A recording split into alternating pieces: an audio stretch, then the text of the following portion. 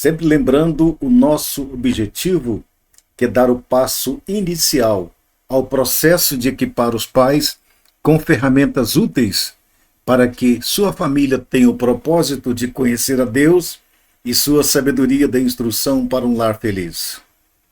Educar os filhos, educando os pais, trata-se de uma questão urgente, que é alertar os pais sobre sua responsabilidade de educá-los, não apenas no aspecto da provisão material, mas principalmente o cuidado da saúde mental e espiritual.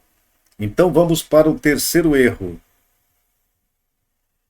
Prometer e não cumprir. Problema.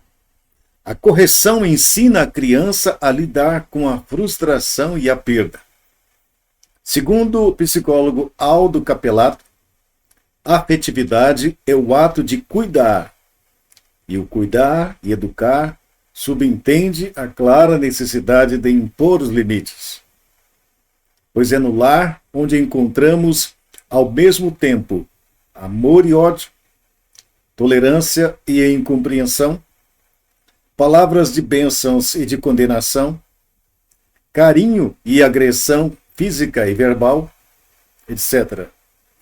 A criança pode, pela sua imaturidade, sujar a fonte do prazer, ou seja, o relacionamento afetivo com os pais, e crescer em um lar emocionalmente desequilibrado. Esse ponto aqui é fundamental para que os pais tratem dessa questão.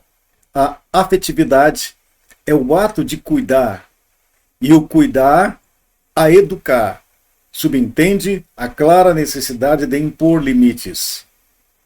Quando eu não entendo, quando eu não compreendo o que fazer, eu tenho que buscar a sabedoria para entender.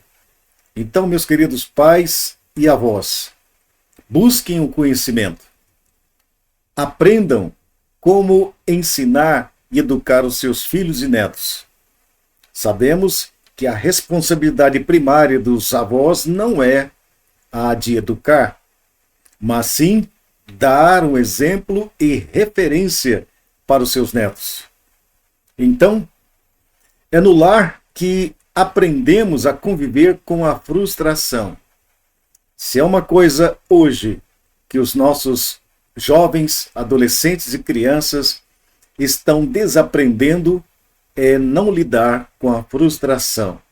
Não conseguem aquilo que eles almejam e ficam frustrados e começam a fazer coisas e começam a se comportar de forma nociva no relacionamento familiar. Outra coisa importante, não ameace, instrua. Converse com a criança sobre a consequência do seu comportamento. Isso é muito importante, dialogar com a criança, sempre com amor, sem imprimir a tônica negativa da ameaça ou da intimidação. Certifique-se que cumpre o aviso e aplique a consequência, mantendo assim o seu papel de autoridade a respeitar. Porque prometer e não cumprir não é bom. Consequências.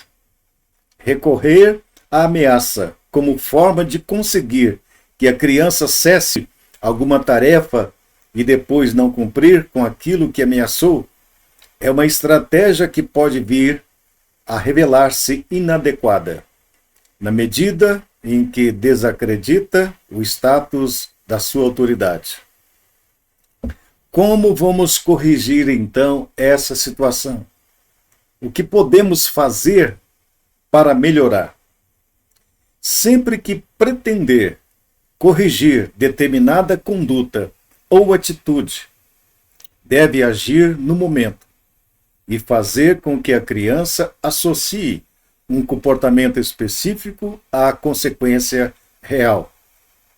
A correção deve ser sempre adequada à idade da criança, proporcionais ao erro e imediatamente ao fato, para que a associação entre comportamento e consequência seja assimilada. Assim concluímos o terceiro erro: prometer e não cumprir.